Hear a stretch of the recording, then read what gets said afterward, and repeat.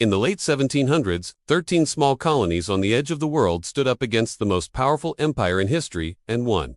This is the story of how the American Revolution happened. In the mid-1700s, Britain controlled the American colonies, but over time, tension grew between them. Why? Well, the colonists felt like they had no voice in the British government. They couldn't vote in the British Parliament, and they were ruled by a king 3,000 miles away.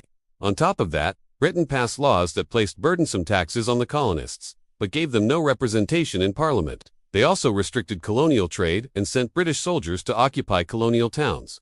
The colonists were not happy. Then in 1773, things came to a head with the Boston Tea Party. When the British East India Company began to lose money, the British government, aka Parliament, passed a series of laws to help the company out. The colonists, however, saw this as an unfair tax increase, and on December 16, 1773, a group of colonists disguised as Native Americans dumped 92,000 pounds of British tea into the Boston harbor. By 1775, the revolution had begun.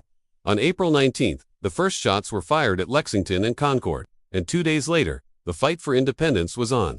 The colonists formed the Continental Army and elected George Washington as its leader. Although at first they were outnumbered, outgunned, and inexperienced, the colonists were determined to be free.